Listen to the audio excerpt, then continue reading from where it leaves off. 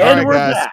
We're back, guys. Sorry about the technical difficulties. We should be up. Or are we actually back? Since how they never saw any of the They first never saw 20 any. Yeah, minutes that they we never did. saw the first stuff. Let me double check and see if we're actually live. That's let's see. That's down. Boom, boom, boom, boom, boom. Hey, we're on. We're actually live. Yep, we're Yeah, I'm live. looking at us right now. Oh, all right. Yep. Okay. All And you're right. back. Oh And you're my back. God. So what a disaster, guys. What a disaster. That We're It's was been a back. bad. thing. Yeah. So let's let's start from the beginning. All Well, we're right. back. You got three. Yeah, here we go. All right. We're back, guys. And we're on the air. And let's do the opening and stuff so I can go ahead and I need to do some checks. So what am I doing here? This sucks. We'll see you get back.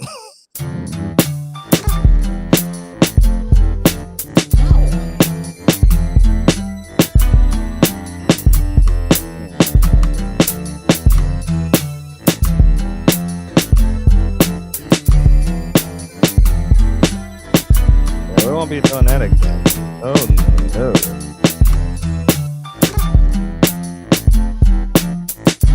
There we go.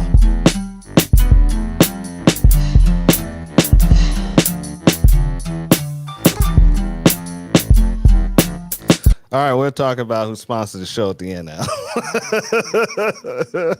All right, guys, we had some technical difficulties. We're back. We're here to stay. And we got Therapy Range here on with us. We had a great show for the first we had a half great, hour. great show for the first half hour. Well, it Damn sucks. good show. Man, it was some good stuff too, man. And I don't know what happened. We'll see you guys coming back in, and we'll pick up from there. The chat was going crazy, and oh my God, what a I had done a disaster! lot of promoting So- for this, man. I shared the shit out of it across my social media. Technical difficulty. So That's you all know, undone now. yeah, that's all. Yeah, it's a lost cause. Now I'm receiving all the emails and texts that the show is live. So I wasn't receiving them before. Right. So That's called a clue. that was a clue. And I kept looking at, and that's why you kept seeing me looking down and stuff. And I was like, what the hell's going on? And Therapy Range, you got to go through the whole bowel movement thing too now. yeah, because we're actually, oh yeah, the bowel movement. Yeah, he was. He Oh needed- yeah. Go ahead. What am I doing now? Oh nothing. I'm going to give you a call the next time you have a bowel movement to help you move. Oh man, dude, that was some priceless shit. We can't It put light was. in the bottle. No, you twice. can't actually. Yeah, you can't actually do that again. I mean, I mean, it's it was like, good, man. I mean, it Yeah, was. that was a so- moment. That spurred a moment, man. It was a Yeah. very natural delivery. See? You know, I mean, and it sucks for all the guys and gals out there that get to watch. They have no idea of the context of what we're talking about, other than No. the fact that the man has a very lovely voice. Oh man, I appreciate it. so I figured out what was happening. The placeholder somehow or another it held in place. And, and when I launched the show didn't trigger the launch queue. And so, but it triggered the launch queue in Twitch and YouTube, but not on Rumble or Locals. So it held it in those two places for some unknown reason. But sucks. but when I hit the launch queue and I looked down, it said connected. Boom, boom, boom, boom, boom. So I was like wondering what was going on because it said it was I connected. get it. Ammo cost a lot. That extra So- $25 a month for StreamYard is like 2.5 boxes of 9. I got it. I No, feel you, no. man. What I'm doing next time is we're gonna just launch the show live. I don't know how I'm gonna do a placeholder from now on, but I'll figure something out. You know what I'm saying? And Well, I I mean, probably gonna have, the Rumble Studio won't even let me use my $800 camera. I'm sitting here using the 39-cent camera from Wish.com. right. Will work with Rumble Studio, but the $800 Sony sitting here is just staring at me like, ha, mocking me. Right. That might be, Right. that might be a clue. What's up, WK? We see you. So everybody else should be coming back in because they should see we went live now. Yeah, the notification. And oh my God. Yeah, that's growing things, man. 2 years from now, we'll look back at this and laugh. Yeah, I'm not gonna laugh. You know how much this. I'm not gonna. There's a lot of damn work here, Al. That I'm not gonna laugh. You know, and all you got to do is think about Al giving me a call. Oh yeah, Exactly. Yeah. How about now? No, man. What about now? Oh my God. Oh, and it's even better that the people in the live chat have no clue. Speculate, fellas. Speculate. Yeah, exactly. Yeah, we got P3. What's going Big on? Shooters on. P3 is on. Yeah, see, he got the notification that we just came on. See, the notification didn't come up, so it just came up right now. And you guys is coming in, watching. Get the chat back going live again, and we'll appreciate it. You was pointing out earlier you didn't that piece didn't get to air either. Some of the different classes that you guys are offering. Where do you offer your classes at? You know, I'm actually kind of interested in coming and maybe spending a weekend down there taking a class or two. That's cool. We offer the classes at South River Gun Club that's in Covington, Georgia, and that's the play. They have a tactical bay. I usually do the specialty classes in the TAC bays, and because it's huge, and they allow me to do whatever I want. Not whatever I want, but I can do some pretty exotic within stuff. reason. Yeah, I mean, we're one of the only groups that are allowed out there with, and only I'll tell you that like this: we're the only group that I ever see out there that uses smoke, and then for the most part, we're the only ones that have permission to use smoke too. Yeah. So we throw. I don't throw smoke grenades on the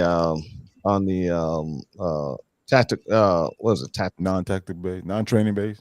No, well, the non-training base we did. Did we? No, we won't. We won't. Yeah, we did. Well, we did Bay 9. Yeah, and so I'll do it on those bays too. But it's only like the medical classes I do it in because it's a little bit more controlled.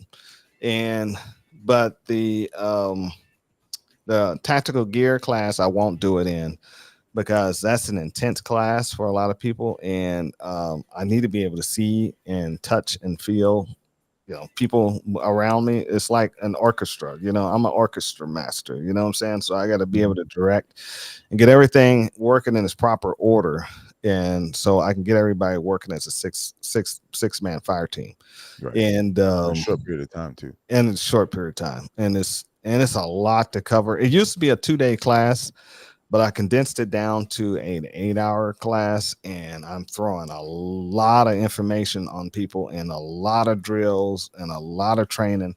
And for the brainiacs who don't understand instruction a lot, they have a tendency to overthink things, and when you overthink things, you make my hand want to get around your throat and choke you. So, you know what I'm saying? And that's one of the things that I noticed in the classes that I took is that there was at least 2 guys in both classes for the pistol marksman classes that, they knew more than Ace. They just, oh, well, you do it like this and and shut up. You paid the man $600 to come out here and take his class. Shut the hell up and listen to him. And if you can't take nothing away from it, that's all fine and dandy. But at the very least, just, shh. The rest of us are actually interested in learning what the man has to offer. Right. Yeah. And a lot of times people who are more who believe that they're more intelligent than others, what happens is they start rationalizing and they want to get ahead of you. So they may know something, but now they're starting to ask questions that we're about to just actually go through a full block of instruction, and you're breaking it down into 3 or 4 sentences and back up. And the thing about that, I hate when clowns do that because everybody started listening to them, and it creates doubt in the instructor. It's like, well, this guy's right. You know what I'm saying? And I was like, well, to solve that, I'm just going to choke you in front of everybody, and everybody will see who's right at this point. You know what I'm saying? Well, I mean, and at the end of the day, even if the instructor is actually wrong on something, and I'm not going to think that, I wouldn't think that there's going to be very many opportunities for that to happen. But if for some reason you did get it wrong on one aspect or another, pretty much everything in the realm of training is open to interpretation, because one guy does it this way doesn't mean that that's absolutely the premier best only way to do things.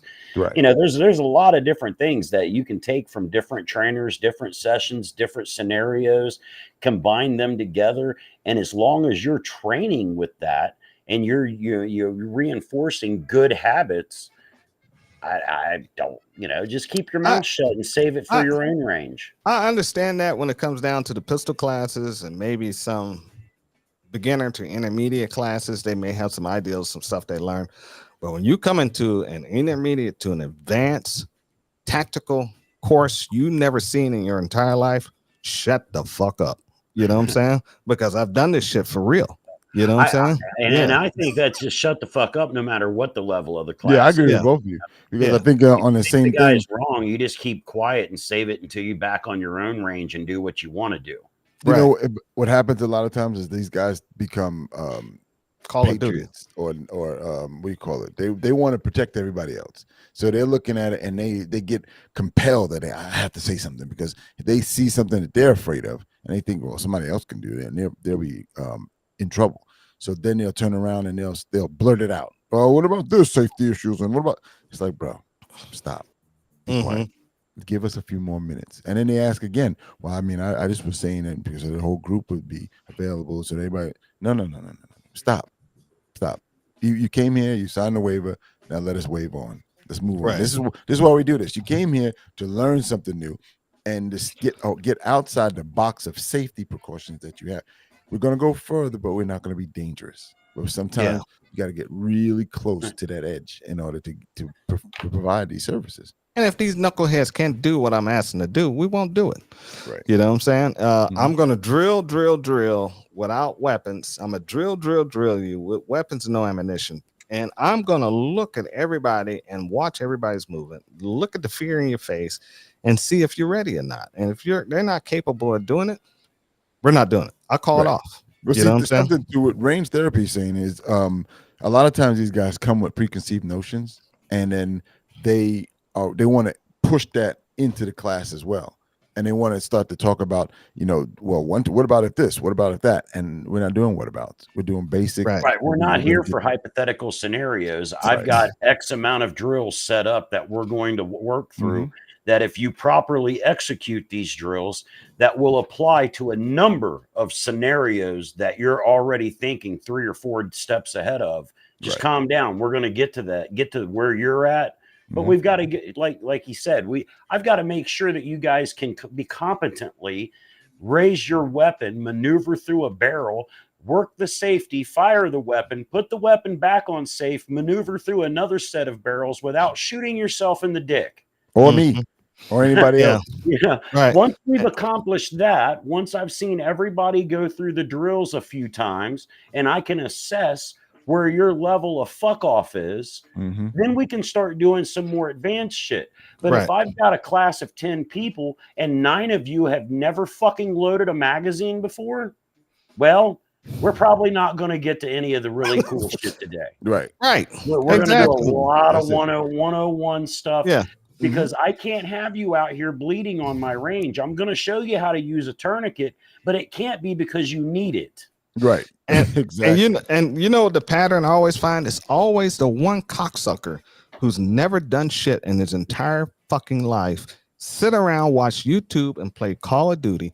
Either that cocksucker's got the most shit on his fucking rifle and the most tack gear he's wearing from Amazon. Come on, man. He's got $87 worth of Wish.com accessories. Yeah, exactly. Or that equates to $200 of junk.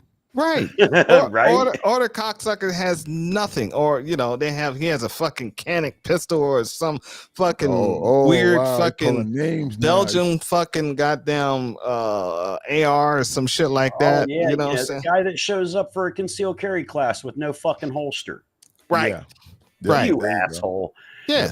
At both of the classes that I went to, the legitimate paid classes, both times I went, there was people there that came completely unprepared. Rifles with no slings, pistols with no holsters. You know, it's like, guys, you came. What did you think? This ain't grandpa's. We're not shooting pop cans off the back porch out here. Right. You know, we're doing some real shit. Get it together. Right. And that was when I got to see one of those situations where people were allowed to do drills that, you know, really shouldn't have been allowed to do drills. And I can almost guarantee you that the instructor had a list of items to bring, equipment that you'll need, whether it was on his website or he sent it out. One way or the other, the person knew prior to the day. Absolutely. Of the but I mean, if you're paying $600 to go to a training course, do you need to be told to have a rifle sling? I mean, I can see it if you're going over to Billy Bob's house that was a Marine and he's going to show you some things. It might be all right for that. Big shooter. I like that one. It doesn't matter if a lot of the classes, I have an equipment list. Bring this, bring that, bring this, bring that. Mandatory. Bring this shit. You know what I'm saying? What about the mandatory eye and ear protection? And people show up. They show up without the shit. Yeah. It's like, you know, you're going to be in a we're just shooting nines. Yeah. Or I tell them, bring a fucking lunch. We're going to be out here all day. The first thing, like I said, break for lunch. I don't have nothing to eat. You know what I'm saying? Do they have food at that house up there? Maybe. Right. The clubhouse don't even have food. Right. Some days they do. Some candy bars and some shit. You know what I'm saying? And sometimes I'm in my right mind to like, let's suck it up. You're just gonna be training hungry. You know what I'm saying? That's one of the great things about when I do go out there to Missouri for those training courses, or even when I go out there for the 4th of July. They've got the bunkhouse out there. You know, when you pay $600 for that course, you're not just paying $600 for the course. You're getting, you know, Friday, you're getting a dinner and a place to sleep. Saturday, you're getting 3 meals and a place to sleep. Right. And Sunday, you're getting breakfast and a place, and you can shower through all of that. There's shower facilities. There's bunks for 8 up to 18 people. So, like, if you guys could generate enough interest in Missouri, you could rent the place out and go out there and house up to 18 people to do training courses out there. Right. But you guys could go out just to go out and visit. You're both you got ex-LEO military credentials, right? Yes. Yeah. Yeah. So I don't have any of those credentials. I get the I've got the honorary pass because I've shown so much love for the organization, the Warriors to Us organization. Great group of people. You know, it's an official nonprofit organization that is set up for first responders and veterans. You know, if you need a place to go and relax, kick it, whatever, get in contact with them, send them out your credentials, and I think you can stay there for like, I think it's 10 days at no cost. Right. No cost at all. Shoot guns, hunt, fish, fellowship, hike in the woods, build primitive shit. There's kayaking, there's swimming, you know, anything that you could want to do if you're an outdoorsman, you know, I mean, there's pretty much, it's all there. Yeah, I had one of my guys I served with. He went to that for about a week. And he was suffering. He was a chopper pilot. He was suffering. Well, he's in reconnaissance. He went to become a Apache pilot. And in a crash and all types of other shit, you know what I'm saying? But yeah, he reached out to Wounded Warrior and they took care of him, you know. So Wounded Warrior's a really good one too. You know, I just happened to fall in love with the Warriors to Us. You know, I know the people on a personal level, and you know, they're one of the few nonprofits that take 0% of any of the money that's donated to them. The lady that runs the place has a full-time job that she works doing stuff on the internet, and 100% of the proceeds go back into the camp. So I don't know. It's good stuff. Anybody that can help bring down that 22 a day, even one, is good to go in my book. So I don't care if you're making profit off of it or not. As long as you're saving veterans and first responders, that's all that really matters. Right. Yeah. Let me go ahead and I'm listening now. Go ahead. Chat here. Yeah, Dear Sarge said he approved the gracious use of the term cocksuckers. Yes, I got it from you. Every time I see the word cocksucker, I think of you, Sarge. And Tulane, thank you for coming to the show. Big Shooter, And Big Shooter also said, guys who don't bring enough ammo, and as for yours, and I reminded him those are cocksuckers.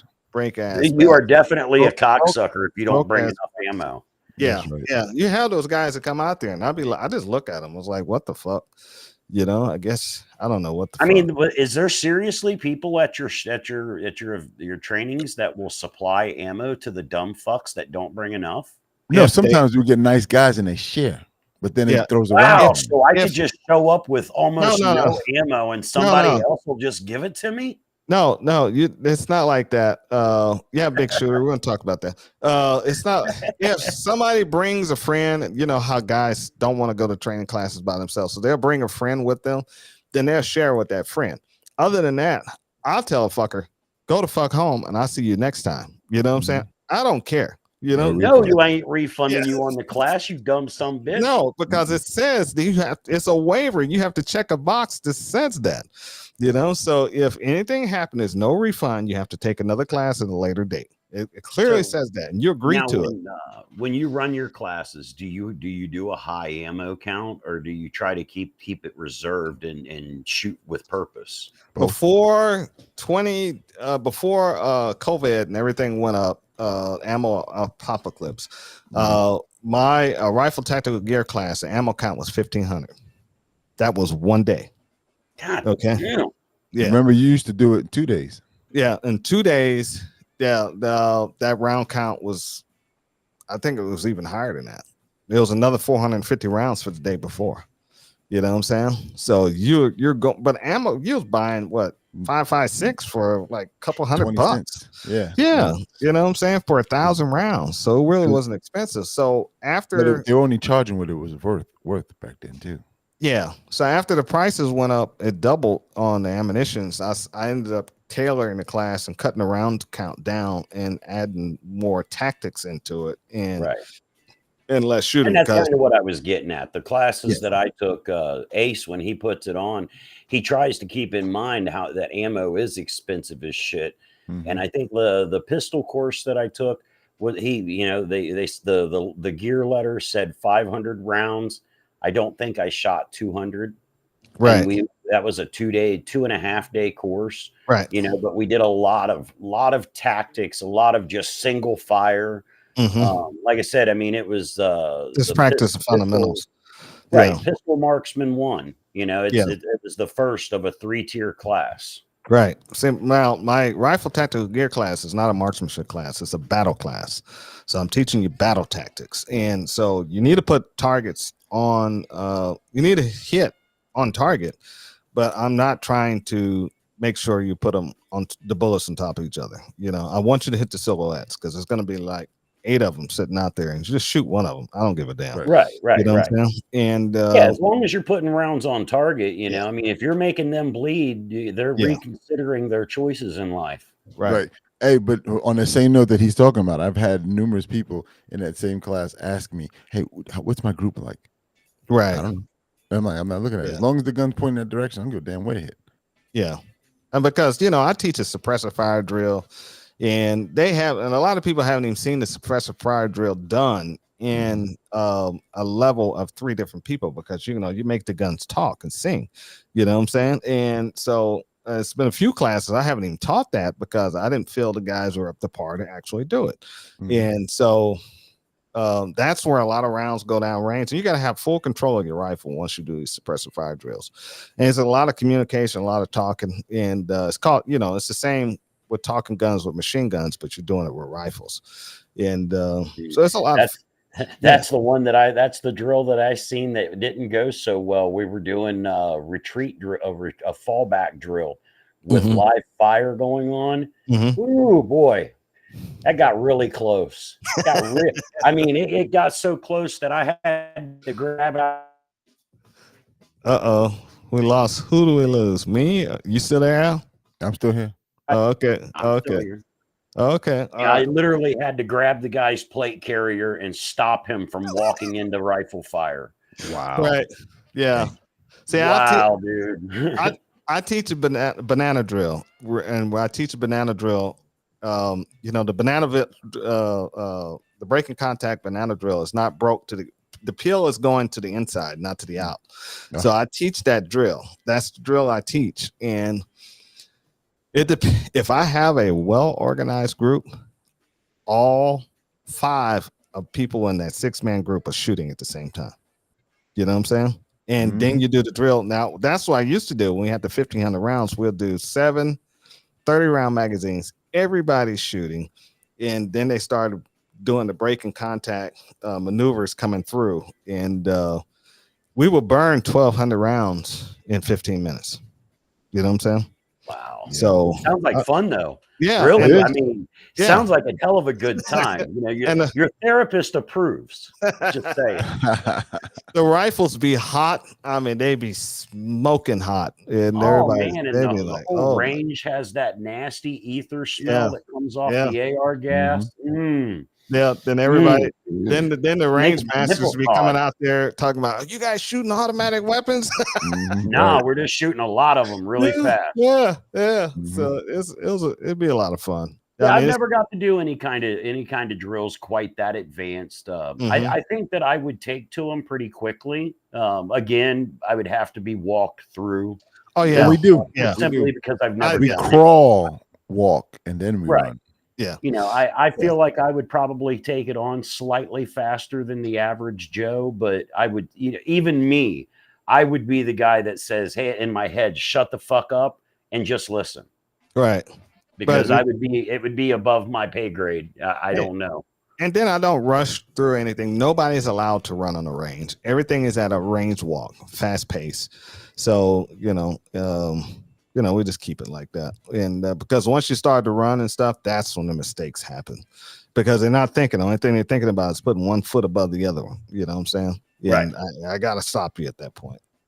So Right. And that's one of the things I actually wanted to make a video on now that I've got some extra barrels out here on my range is engaging a target while keeping your body square, and not stepping into the unknown. It's one of the things that I picked up from one of the classes that I did is that I see a lot of guys in their videos if they're walking and the target's to their right or to their left, instead of stepping into the target and squaring up with it, they want to pivot backwards into the unknown. And one of the things that Ace taught us is never step backwards, Right. I mean, because of the unknown variables. If you've got a target to your right, then you're going to step with your left foot into that target, not with your right foot away from that target, because of the unknowns that go into it. And I'd like to go do some drills like that on video and just get people thinking in the right mindset of even how you're walking through these drills actually matters. How you present yourself, I mean, especially, if you're going to be the tactical guy and you're rocking the plate carrier, it does you no good to present the weapon at a side angle. You've got to turn your body and square up to that, or that body armor is doing you no good. Put that body armor in play to where you're square with the target. These old school cats are stuck with the Weaver stance. They can't. There's Can't some new see ones anything too. beyond that, and it's There's like, some new that's guys out there okay, I too. guess, but But diversify. the thing that you don't get from YouTube is the details that we would tell you, because even steel plates, they're weakest at the edge. Okay, so if you turn your body, that's where the edge is exposed. So it's not helping you. You have to Not a bit. give it an opportunity to do its job. And a lot of people don't wear steel plates right anyway. They wear them too low. Yep. They got to be high, covering their aorta. Oh, you dude. know. When I've but then been that's to not gun comfortable. shows, That's and not when comfortable. I used to sell AR 500 KD Armor. I don't know if you're familiar with them, but Yeah, I was a body armor dealer. Right. Yeah. I was at one of their vendors too. And I can't tell you how many times I've had people come in. Do you got any that are 12 by 17? Yeah, they want to cover their whole front external down to their Well, balls. why do you Right, want then- one then that never big? move. Well, them little bitty plates, man, it only comes down to about here. It's like, do you understand It's like the a bib. purpose of body armor? It's just a magnifier. Yeah. It improves your survivability. You need to. There's a couple of things that live inside this chunk of your body that you don't do well if you poke holes through them. Right. The heart, lungs, pancreas, everything down below the Kidneys. pancreas, as long as you can get to a field medic in a reasonable amount of time, You should be okay. I mean, you can live. They can take a lot of that stuff out, and you'll be all right. Yep. But the heart, lung, pancreas, you get that messed up, and you're pretty well done. Especially the heart. You know, I mean that's it. It's over with. Lights out. Right. Yeah. Now, I always got a kick out of these guys that wanted to be the shit hit the fan survivalist, man. They'd come in and I need to get 2 sets of armor and I need some plates and they get all their rig together. They got all their mag pouches and their dump pouch and their radio pouch and 14 pounds of plates and the carrier. And they got a shopping cart full of ammo and 2 or 3 freaking high point carbines. And I'm like, wow, man, that ain't going to do you a damn bit of good until you can figure out how to drop about 240 pounds, bub. Yeah. You ain't going to make it to the end of your driveway with all right. of that. Yeah. This it's quite funny to see that. And I'm they glad just feel it's a point and yeah. shoot. Just point and shoot. You'll be fine. Right. I mean, or the one that gets me is the people who always want the shotgun because all you gotta do is point in a direction and shoot right over their head. Let me know how that works out. Right. Yeah. There's a little more to it than that. I hope you're just pointing it down a hallway. Right. Yeah. Exactly. And then when only 3 or 4 pellets take effect and the rest of them go either flying, sailing left, right, or under his feet, then you'll be standing. I've got a buddy, man. I've been trying to get him for years now to see. He's got a bunch of guns now, but he still uses it's one of them Ruger 2245s, 10-round magazine. Yeah. He keeps that loaded by his bed at night. And that's his home defense gun. And I'm like, bub, why won't you pick up that 9mm you got in the other room? It's 12 rounds of 115. You can even put 143 or 145 grain bullets in it. And, you can really make your point when you pull the trigger. He's like, you don't think 10 rounds of 22 right in their chest will do the job? And I'm like, no. It might. They might. If all of them go off. Right, they might die several hours later in an operating room with the doctor searching for the bleeder that he can't find, but he didn't die right now. Yeah, that's why you shot him. He's inside your home, and he has to be dispatched immediately. That's I for home defense, you really need that 45 or the shotgun. Right. Well, and my philosophy is shoot people a lot, shoot them a lot. And I mean, if you've done made me pull the trigger on you, you're getting them all. Yeah. If you have 17 in your magazine, shoot 16. I mean, what's the big damn deal? You know what I'm saying? Be ready for more. Be ready for more. I mean, that SIG 365 Fuse has a 21 round magazine, so you can give them 22 rounds if necessary. Oh wow. That's a lot of rounds. How fat is the grip on that thing though? Dude, it's like the 365. It's a skinny little manageable grip in a full-size pistol. I wish I would have brought it out here so I could have showed it to you.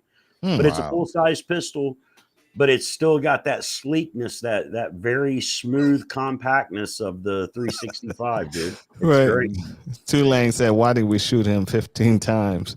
He kept twitching. Yeah, and he wouldn't stop moving. I mean, yeah, and every time you shoot the human body, they twitch anyway. But what's funny? If I've it's been a few videos when the guy, remember that one incident where the guy tried to rob that store, security guard, and the guy pulls his gun at the doorway, and the guy was on the ground still trying to fight, and the security guard just kept lighting him up. So you are allowed to do that. Don't let people think. Well, I mean, I seen one in Austin, Texas, where law enforcement had a suspect that charged him with a knife. Police officer emptied a Glock 17 in him, put all 17 rounds that they run with. Gun locks back. Suspect goes down. They're watching him. Officer doesn't even realize he's locked back. Dude pops back up. Officer punches back out to try to put more rounds on him. He's out of bullets. He goes into the reloading process. Dude's charging him, and one of the other officers hits him with the 12 gauge and puts his lights out. But yeah, I mean, keep shooting them. Keep shooting them. Keep shooting them. Reload your weapon. Don't keep shooting them after you reload. Stop, unless there's a reason to continue to keep shooting them. Right. If they're still trying to kill you, you need to. Right. If there's a reason, you've got to be able to articulate all this shit when you get in front of a cop. When the Right. detectives start interviewing you, you're I'm not going to saying have to shit. be able to pull back. I am not saying a goddamn Oh, what I word. know what you mean, Sarge. Mm-mm. Sarge is just saying Well, the sooner enough you're lawyers, gonna have to give a statement. even when the lawyers come in, you're still going to have to give a statement. Right. Yeah, You're you can going get a to have to statement. give your I can give it. You can recollection get of a what statement happened. through your lawyer, and the lawyer can actually give the statement for you on your behalf. Right. But what he's And- saying is that whatever you decide to say in reference to what happened, you gotta be concise and you gotta be Right. You got to be able to articulate back, I mean, do you have to be able to tell them how many rounds you shot? No, but you have to be able to articulate why you continued to keep shooting them after a magazine change. because he was still trying to fight. You know what I'm saying? Now, Right. I understand if I shot the guy 14 times and I hit him in the head 6 times and he wasn't moving. Now, it's no reason for me to reload. But if I shot the guy 16 times and they only hit his legs or anything below his navel, and so now he's still got his arms, he's still functioning, he's still trying to shoot and fight. Yes, that causes the reload, especially if you can account for the rounds not hitting the target. I would argue, Yeah, but if you don't know that and you just keep shooting, I don't know. I would argue that the reload would be necessary, not to continue firing, but to just simply be prepared, because you never know if there's another suspect around. Yes, Is he the only one? right. Is the threat over? To err on the side of caution, if I had an extra magazine available to me, I would go ahead and swap out for a fresh source of ammunition just in case. Yeah, that's what the common folks think. It's people with some sense. You know what I'm saying? Yeah. So, Right. but some people don't think that way. Right. you know? Criminals tend to run in bunches anymore. It's not like it used to be where you just get one snatch and grabber. I mean, there's been a number of cases now where we see them running in gobs, bunches of them, 8, 10, 15 of them at a time. You find yourself in that self-defense situation. In that case, it makes me want to tap people on the head so why do you need to carry so much ammo? Do you really need to carry 49 rounds of ammunition on you? No, not really. But I do. if I'm in downtown freaking Chicago and shit starts getting squirrely, I'll sure feel a hell of a lot safer knowing that I can smoke 49 SOBs before they get to me. You know what I'm saying? Right. And more than likely, on that same note, you may have to reload or exchange the magazine because the magazine had a problem. More so than anything Absolutely. else. Magazines fail. If I go to get my mail, I'm carrying that. If I go to cut my grass, I'm carrying that. If I leave, I'm sitting in my house, I'm carrying that. So When I'm doing a live stream, yeah, I'm carrying you carrying that. Right. So yeah, I mean, I have it every day, all day, so it is what it is. very, very Hey, you know seldom something? I wanted to talk back about. up just real quick before we get there. Sarge would love this. This guy over there, let me see where you are. This guy over here says to me one that way. There you go. He said he mentioned it before the class started. People who know too much and these smart people or whatever, and everything. We have a long conversation about that. Then this guy gets there and he literally does the same thing. We're walking through it and everything, and then he says, what's the difference between meters and yards?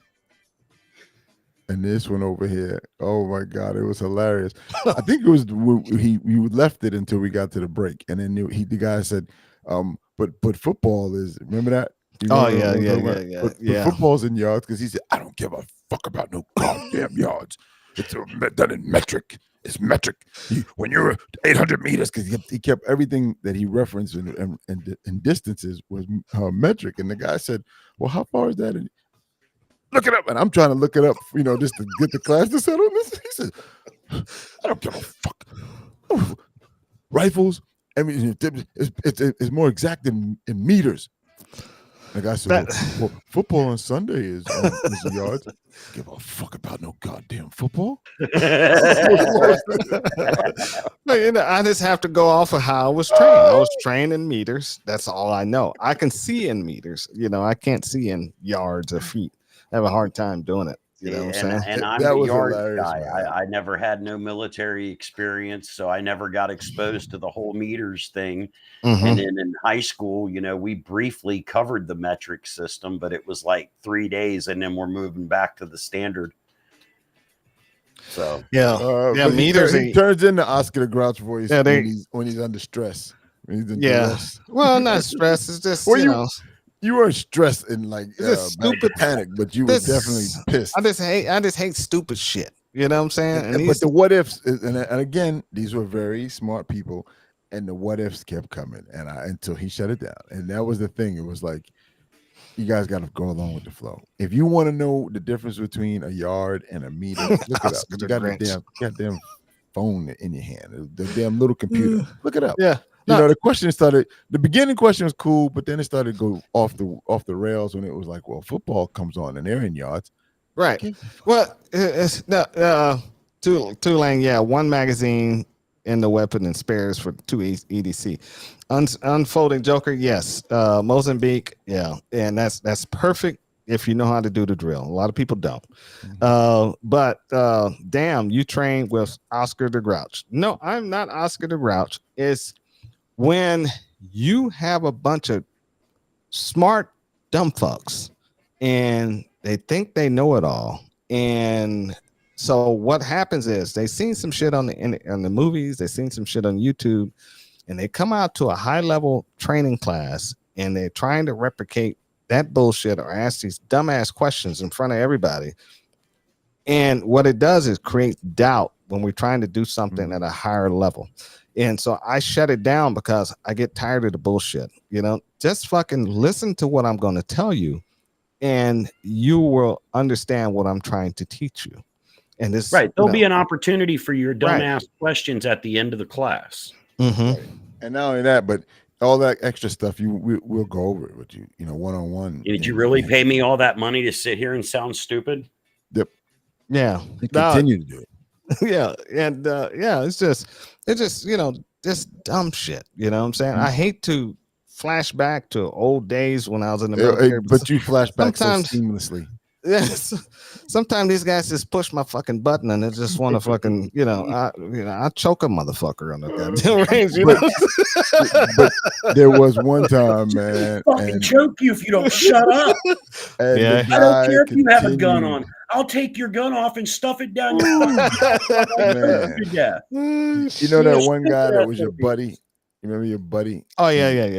That guy, that was the funniest one, man, because the guy was like all the stuff you just said earlier, range therapy. The guy was therapy range. The guy was knowing in his mind he knew everything, so he's wanted to be there because he's bringing his boys in, so he's gonna do this first and come to the class, get all kind of gear on, and he can't listen. He can hear, but he didn't listen. He didn't understand what he heard. So this guy gets closer to him, and I'm watching because I'm watching him too, because we're in between. And then the other guy, you met Omar. So Omar's moving. I'm looking at Omar like, watch it, because when we're doing the drills, just two people. And this guy, we do this thing with, give me your statement. When you feel the hand, don't fight. Oh yeah, the hand of God. If I put the hand of God on you, you feel it on your shoulder, and you feel me pushing you or tugging you, I'm trying to move you. Do not resist me, because if you resist, you can probably be on the ground right after that, because I'm trying to correct the safety issue. You know what I'm saying? Instead of the ground, this guy was lifted off the ground like this guy was Darth Vader. Alfonso became Darth Vader because his toes were. By the time I got to Alfonso, the dude was already on his toes, and the guy's taller than him.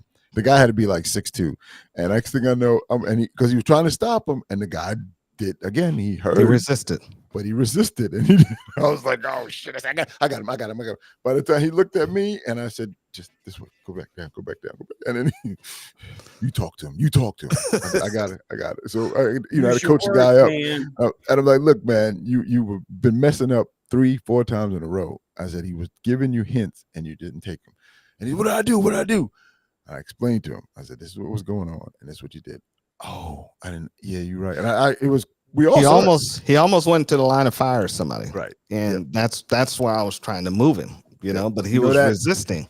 Don't go to your right, go to your left. Yeah. That type of deal. He decided the left is okay. Yeah. Words mean stuff. Yes. Yeah, but when you got a guy's opening up with a one of those muzzle brakes that blasts everywhere, you can't hear. You know what I'm saying? And Right. Even Even with with, the- your ears on, the damn No. thing's so loud you can't. you it's can't hear. messing with your So ears. you got to get physical movement at that point, because you scream at a person and they're gonna be like, "What? What?" Like, So it's like, I've got one of these HM defense rifles it's got a what they call a mono flash forward suppressor or mono flash forward muzzle brake on it. It's actually designed to be a suppressor, but they never got the approval from the government to be able to make them, so they're selling them with no baffles in them. Okay. Well, long story short, when you shoot that gun, holy fuck balls, dude, the muzzle rapport off of this thing is just it's unbelievable. But does it send everything forward? Because it's sending everything forward. It's got a huge flash on it. That wouldn't be a rifle that I would take to a training course. right. That's a rifle that's fun to play with on my private range. It's fun to make videos with because it makes a 3-foot fireball out the end of it. Right. But as far as like a weapon that I would train with, that's not it. Because that's not a weapon we call that them I would obnoxious. take into battle with me. But we have these cocksuckers that come out to the range with those type of weapons, Right? And it's because they're assholes. They're assholes. And they have little bitty dicks. And I usually have people shooting within arm's length of each other. Right. You know what I'm saying? And they'd be like, "Man, it's overpressure of his gun." I'd be like, "Suck it up. Oh, Just yeah. deal with it." Because the if overpressure of my gun would knock your fucking teeth back. Right. It would make your eyes feel like they're going to push in. You see the one from Unfolding Joker. Oh, this is what I like about the group and the people. Go ahead and read it. Attracted to it. I am. The key is that people recognize, and the things that we experience and we say it's here. He said it's true. I remember guys thinking they were high speed and basic that would endanger our lives during live fire training and other exercises. So these stories and these experiences, they go across the board. When we're instructors, we see different type of people on a regular basis. Those same people, when you see them, you recognize them too, because it's the same mentality. They talk a lot and they can't act it out. That's the key. They do a lot of talk, gentlemen. but they can't act it So out. I'm going to have to go ahead and bounce off of here. The wife is home. I'm going to go spend some time with her. Okay, so we're gonna schedule to try to bring you back on the show. We had some technical difficulties earlier, guys, and Rumble wouldn't launch. So we're gonna try to bring Therapy Range back and continue our talk, because I love talking to him. I mean, it's a lot of fun. We had a really good first half hour. You guys the show was really going in the first half. It was amazing. Oh, it's terrible. Too bad you guys missed it, but you guys can go to YouTube and you can watch the first half of the show. It's on YouTube. And you can just come back and rewatch. It was crazy. I appreciate you guys having me on. I'll be happy to come back on anytime. Sure. All right. You guys keep kicking ass, putting up the good fight, train more people. Like I said in that first half hour that got lost into the interweb. It's on YouTube. The only problem that I have with what you guys do is that you're not so busy doing that you have time to do this. In a perfect world, all of these people that want to be patriots and want to be shit hit the fan survivors would get up off of their asses and go and actually take some real legitimate training, so they could get that feeling of empowerment. I mean, owning guns is great, shooting guns is great. But when you go out there and you take an 8-hour course, and it doesn't matter what course that we're talking about here. It can be pistols, rifles, shotguns, tactical, move and shoot, static shooting. It doesn't matter what they offer. It can be I would be willing to lay money on it that even if you go and take just their concealed carry class, you're going to get a little bit more than what a normal concealed carry class is going to give you. You're going to get a little smidge more, because these are the kind of guys that want people to be safe and they want people to be armed, but they want safe armed people. And I can't disagree with that even a little bit, dude. Nothing more scary than grandma out there with her 6-shooter. And all she had to do was hit a paper plate 5 times and they gave her a permit. There it is. There it is. Yeah. Got to seek a little higher, man. Got to push yourself. But all right, guys, good night. Man. Stay free. I appreciate you. We'll talk again real soon. All right, Peace out. we'll do. All right, thanks. Next time. Yeah, he was great. Like I said, we had some technical difficulties. It blew 20 minutes of the show out, and before we realized it was technical, you guys in the chat actually told us Help about us it. out, I yeah. thought it was running, and It said it was running. yeah, it said it was running, but but I just didn't went back to go check and see it was we got to live. do double checks. That's all. We put the So double we're gonna have a new system. It probably won't be a placeholder like I was doing last time next week, because I know they're working on Rumble Studios, and so we're just gonna launch live next time. And yeah, thank you, dear Sarge. Fonzo, one of the nicest motherfuckers I know. Hard to believe he got biblical on the bitch. Laid them And hands on. hands. You know, I laid hands on motherfuckers on active duty too. You know, plenty of motherfuckers. Plenty. And it didn't matter what rank they were. You know what I'm saying? So if you ever come out to train with us, you hear us doing our safety briefing, especially when we're doing a larger group. You hear it during the safety briefing as he gets through, and then he talks about going through and following the 4 rules of golden rules of gun safety. And so someone right after that, I said, we never have had anybody, never ever had any incidents at it, and he never will. And I use the word never. The reason why is because I've seen him with the hands of God. So I know we don't allow it to get that far out of hand. No, it's not gonna happen. So I'm willing to stake it all and just go never. And one guy in the last group looked at me like the other side, like never. I said never. And I'm using the N word, never. Mm-hmm.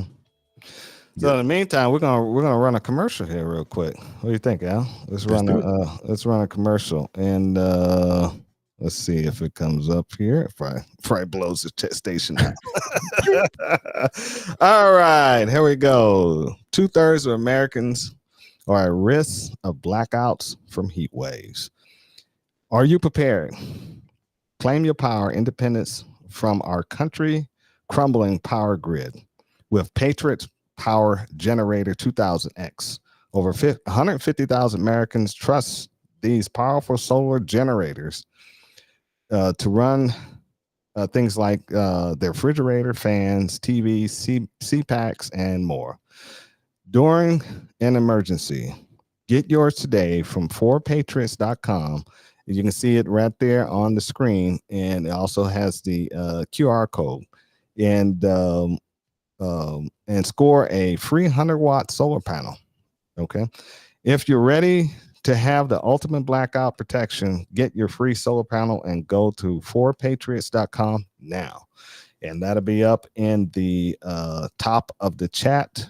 And for at least, I think, 15 minutes or something like that. I think it's every 15. Yeah.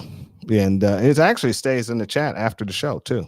And so, yeah. Boy, it started out good night tonight, but it started out bad. We'll cover the subject later on. We'll do it the next week. So that we do it justice. We don't just rush through it. Yeah, and because I didn't want to rush through it. He was limited on time to be with us tonight, and he actually stayed a little bit extra because we had the technical difficulties, so I didn't want to ruin that for him. So that's we just kept it open, and I mean, it sucks, man, when you have technical difficulties.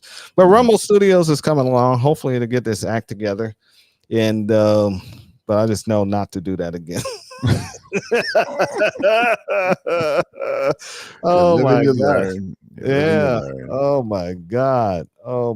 Yeah, dude. I'm glad I was. We're teamwork over here. I'm glad I was checking the chats because we'd have finished the show like, oh, that was great. There's nobody watching. We wouldn't, and everybody, we had a whole bunch of you guys over on. We got up to 31 people standing by, and then it was like, oh, why they're standing by? And that's when I realized, something's wrong. Yeah, but that was crazy. Yeah, that was good, man. Good. We blew it tonight. I blew it.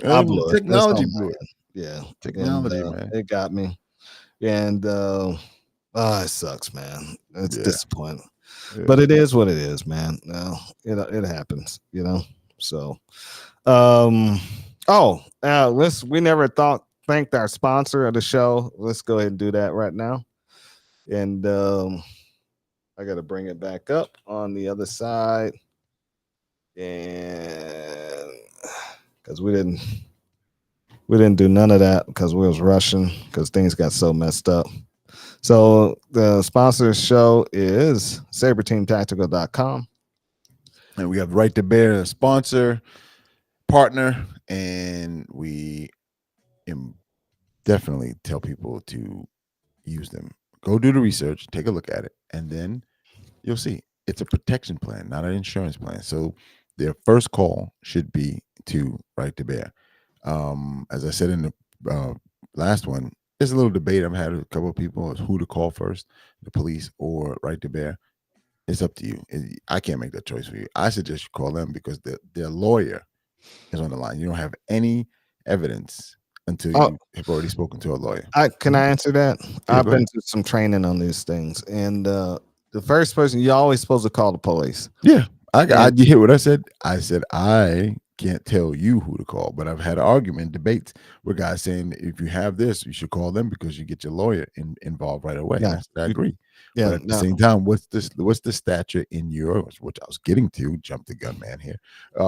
What's the stature in your state, in your local jurisdiction? Because if you read it, it tells you in there. If you look at it, the code here in Georgia, it tells you call the the police. Yeah. Right. So all right, I'm sorry. Go ahead. No. Words of wisdom. But anyway, Yeah. But that's it. You give them a call, one way or the other, get in contact with them, and the first person you call on this is a lawyer, not a technician or a phone answerer. It's actually the lawyers are going to pick up the phone call. So that information at that point is confidential. Settle you down, and you get somebody there. If you get a bail, they pay it. You lose your firearm, which more likely you will. They'll give you another one. They'll give you one. They call it a loan, but we found out that they never asked for it back. So these are the type of little perks, the little pieces of it that you go around and go, okay, that's a little extra. And that's what these guys are. You can do some comparisons. I've done it again. There's other companies that have gained on them. Sometimes they gain them because they copied exactly what these guys have done. And sometimes they gain because they changed, they reformatted the way that they were doing it in the first place. So the key to it is that you do not have any reimbursement at all. Nothing comes out of your pocket. You pay your monthly dues. That's it. They'll cover you no matter what you need, all the way up. It's like a cap on it somewhere, but it's really a high cap, like 500,000. At that point, you know, your bond is $100,000 max. Right. Bond covers. That's the right. cap. So you're looking at something else when you start, getting up into those numbers, and it's like murder. But it's definitely a good. They'll cover you for that too. Yeah, well, like I said, to a certain extent, with the bond, though, you might have to sit in your yeah, because it could be a $2 million bond. Yeah, right. you in jail. Yeah, so I said at that point you've done a little bit more than just defend yourself. Yeah, you run amok in the bar and everybody's dead when the cops get there. It's just more. Yeah, you're not getting out. Right. Yeah. All right. So I'll go to classes, click on that button there, and you'll see all of the offerings that we have. Our one-on-one is our mainstay. But we have a class coming up August 25th, and that's Concealed Carry, Stop the Bleed. Learn how to use an Israeli gauze and a tourniquet the proper way. Learn which ones to buy so that you don't get hoodwinked and buy something from a copycat or a what's the other one? Some junk. Temu or Wish. Because they're all coming from China and they're not real. They will cost you your limbs. Yep. You're probably better off using a belt before you use one of those things, or a shoestring. But so learn those details, show up in one of these classes. The next one, we go down a little bit. We got one coming up also September 29th. That is the big brother, the one I just spoke about. The first one's Concealed Carry. This one is going to be a rifle and battle class, meaning you put all your battle rattle on and get out there. We start off as individuals, and by the end of the day, we start working as groups. And in the groups, we're actually moving people to triage after we stabilize them. We're trying to figure out where the wounds are, making sure you find the wounds and stop the bleed, appendages, all that kind of good stuff. So it's good not only for gunshot wounds, but also to learn just for trauma. People going into shock, how to keep them from going into shock. People who have open wounds, how to stop the bleeding on those open wounds. That's what these classes are for.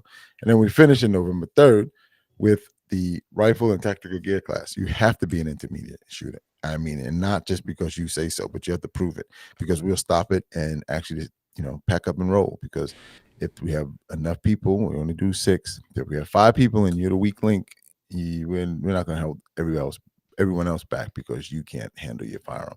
And what I mean by handling a firearm is any stoppages, got to get them cleared and keep moving. Anything with the gun, from pistol to rifle, catastrophe, less than a catastrophe, you should be able to fix that gun. The gun stops shooting, you got to figure it out. Is it unloaded first? Is it got jams? You got malfunctions? Clear that and keep it moving, because we don't stop for that. Your marksmanship has to be up to par. You should know and be competent enough to put the round on target where it needs to be. If your gun's not sighted in, don't come to this class. We met a guy last week. This guy was trying to get over on him, and I helped the guy out. You remember him? He didn't know where his gun. You said what yard? You said the gun sighted. The best. He never zeroed it. I said never zeroed it. What distance did you got? Maybe he didn't understand. And he said the same one that came out the box. Right. And you were going to take his money. Yeah. He said he was. I can hit that from here. He wanted to bet against me that he can shoot a target. What was it? Like 25 or 50, 25 yards or something like that, and he'd hit a card at 25 yards. I was like, okay, I'll take that bet. You know what I'm saying? And as soon as I heard him say the gun wasn't sighted in, I was like, nah, leave that dude alone, man. You don't know what he's doing. Leave him alone. Because he didn't realize I had the 5.7 with me, so I would have been dead on. Right. You know what I'm saying? That was hilarious, man. Because when he said that he didn't. He said, I don't know what you mean. And I said, when you took the gun to the range, what distance did you sight it in? He said, I put it on from when I bought it. Mm-hmm. So you never sighted it in. And then it dawned on me, that's why he was shooting all over the place when he was trying to hit the target at 15 yards. And right. God bless him. Yeah. God bless his soul. Bless your heart. But anyway, the Rifle and Tactical Gear Clear class, a good class. It's the ending of the year for us. So come on out. Like I said, first 6 people. It's really a good class. Back to Stop the Bleed. If you want to get in a class where we're popping smoke and you get that experience, show up for that. Because you can't get that experience anywhere. And the place that we do it at, we're like one of the only groups that are allowed to do that. I think there's one other group, but I haven't seen them doing it in a long time. We're one of the only groups. And I mean, that whole bay is lit up, and it's real foggy and give you that full effect.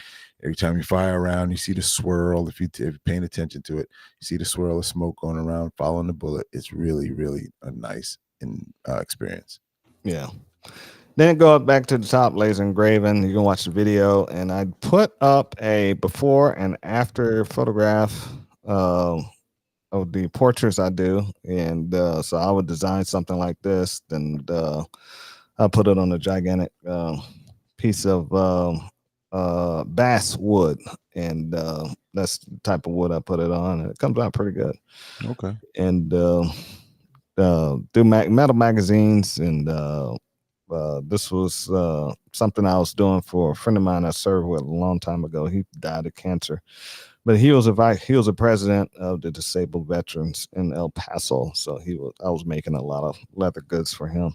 That's and cool. And dog tags and other plaques and graduations, ceremonies, birthdays, whatever you guys need.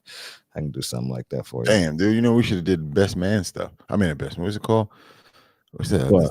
Like the gifts. You give like wedding parting gifts and stuff like that. Oh yeah. You can do that. It's usually when you're dealing with weddings, you're dealing with these women, and these women they're so freaking particular. You know, what guys are like something that look rugged and rough, but these women, it ain't dainty and delicate enough for me. You know what I'm saying? I don't want that. You know what I'm saying? So I don't even. I don't deal with them a lot. You know what I'm saying? But the phone stands I make a lot. My biggest seller is the phone stands. I make a lot of phone stands. And a lot of women do buy the phone stands. You know what I'm saying? And because I make a lot of stuff for everybody, military, police, firefighters. Not only that, but I make it for civilians too. So it may have some civilian craps on there too. So it gives them an opportunity to buy something for their phones. You know what I'm saying? And everybody that I sold these things to, they use these things every day. It's amazing how they use them. I only had one guy who complained that was at work, of course, and because they didn't understand the concept of how to put the charger on the phone. I was like, dude, I was like, why are you messing with me? I mean, nobody's complaining except you. You know what I'm saying? Right. Everybody else is happy with these damn things, and I was sold. I think I've sold maybe about 400 to 500 of those things. You know what I'm saying? Wow. I mean, yeah, and I got a big batch of them I made for this year's show. I think it's in September at Paulding Meadows, but I'll announce it as it goes. It's a 2-day show. We guarantee to have 7,000 people that usually come to that show every year. So we will be there with a huge, gigantic booth. You know what I'm saying? That works. Mm-hmm. And I didn't even see if the chat was dead yet. Is it 17? 17 folks. It's dwindling now. You guys are bouncing out now. Yeah, you guys are bouncing out, getting to the bedroom, and we're gonna call it tonight anyway. Yeah, man, we had a good time. It was a good time. We kind of messed up, and it is kind of late. And thank you guys for stopping through. Thank you for coming through on the show. Appreciate it. And only thing I have to say is, see you on the range. Where you got Al? Hey man, protect the second. All right. At all costs, pass it on to the next generation. Right. See you guys. Out. You know what? I need to play. What am I doing? I'm getting ahead of myself. I just want to just end this thing, and but we got to go out like cheese.